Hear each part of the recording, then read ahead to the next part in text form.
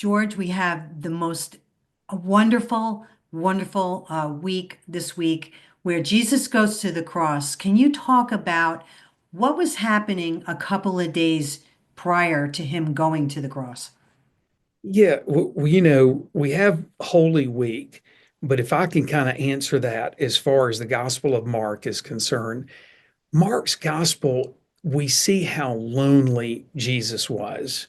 And the closer he gets to Jerusalem, it's like the crowds peel away, the disciples peel away. And I'll get to the very end in just a minute. But Mark's Gospel, Mark's in a huge hurry to get us somewhere. He's going to say the word immediately 41 times. He's saying immediately, immediately. Everything's fast paced. However, when we get to chapter 10, I want to say it's around verse 38 or 39, the pace slows down. You know why? Because all of a sudden, Jesus steps towards Jerusalem for the last time, and everything slows down. 40% of Mark's gospel is geared towards 1 week of Jesus' life. So he's saying all these immediatelys because he wants us to get to that final week. And he's basically implying, I don't want you to miss a single detail. Let's hunker down and just go through everything that happened.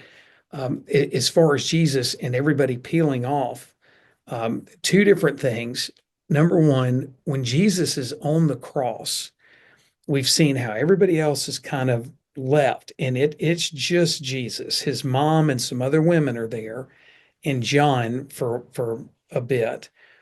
But even God had to turn away for the first time in all of creation, before history and after history.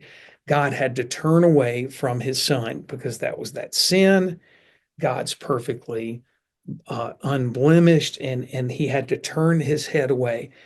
For the only time in the Bible, Jesus doesn't refer to God as his father, or he says, my God. It's a little more distance. Why have you forsaken me? Because the Lord had to turn away. So in that moment, Jesus was all alone. And it's just really sad to think, where were all the people he cured? Where are all the people that he, loved and taught sermons to and listened to and ministered? Where are they? It's like everybody walked away. And eventually God had to even turn his head. And if I can share one other thing, can I share one other thing about this? And this is a very shocking word, but the Hebrew word for whole burnt offering is Holocaust. I mean, that's a loaded word, Holocaust. And so much of the whole burnt offerings in the Old Testament are like an arrow pointing to Christ as the ultimate offering on an altar. Well, in Jerusalem, where Jesus was crucified, the temple had a morning and evening sacrifice. And I promise you, it's so clear in Mark's gospel. The morning sacrifice, the whole burnt offering, the Holocaust, took place at 9 a.m. Evening sacrifice took place at 3 p.m. And if the people in your audience get a chance to go read Mark chapter 15, they're going to see very clearly that Jesus is a whole offering to the Lord, went on the cross at 9 a.m. and he died at 3 p.m. Isn't that just amazing? So all the Old Testament, it's like a huge arrow. It's saying the whole sacrificial system. Okay. Everything is pointing to the person of Christ. And it's those little details that make us go, this is incredible. And it makes our faith even more rich and alive. So this is a special time of year. And Mark, especially wants to focus on the last week of Christ's life and say, don't miss a detail. Let's slow down. Let's unpack this. We're not in a hurry. He wants us to get every single detail the last week of Jesus' life.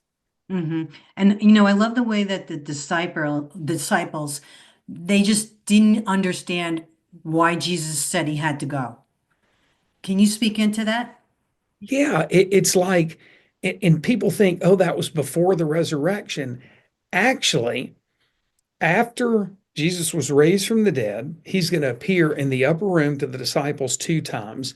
One time, Thomas, who we call Doubting Thomas, wasn't there.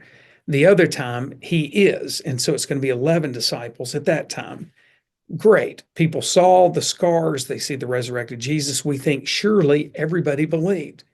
And yet later in Mark's gospel, it says they go up on a mountain when Jesus is about to depart. And it says some worshiped him, but others did not believe. So even after the resurrection, some of them still didn't believe. And so you're right. It took them a long time. And, I love the verse that says, we believe, help our unbelief. The Lord will meet you and me and other people. When we say, Lord, I'm having a hard time believing something, He meets us there. And that's okay to say, Lord, help me understand. Look at the disciples. It took them a long time to get there. And once they got there, they were completely all in. But the Lord is patient with us. He really is. And He works with us on areas that we're trying to work through. Hmm. And when you're speaking Christ into someone's life, especially this week is such a good week, this holy week, where you could say to them, what other man God would die for you and come back to life again? Do you want to speak into that as well? Yeah, and if I can tell you a little story, I had a next door neighbor that wasn't a Christian. I wanted to share the gospel, and we were going on a hunting trip, and I was being held accountable by some other friends. I'd share the gospel. My heart's beating. I'm nervous, and I thought I've got to share. I've got to share. My evangelism was horrible. I started getting confused. Everything that came out was awful. Well, long story short, as embarrassed and humiliated as I was, you talked about Jesus carrying a cross for an individual, everybody, but also the individual. The guy, Dennis, walked into my house the next morning. He's beaming. He said, George, I'm a changed man. He said, for the first time, I realized Jesus didn't just carry that cross for other people, He carried it just for me. Now, here's the beauty of that story. I never said anything about Jesus carrying that cross just for him. That never came out of my mouth. The Lord used my goofy evangelism. He somehow used it, I right? In love it. spite of me in a bad presentation, somehow my friend heard that Jesus just carried that cross for him. Sometimes we got to get out of the boat, uh, and we're going to trip and we're going to fall, but the Lord can still use it. I love it because a lot of times like someone will say, and you told me this. I'm like, what? Where did Did I that come really? from? I don't recall that. And they'll say, but no, I wrote it down. And then you're like, oh, I really did say that. Yeah.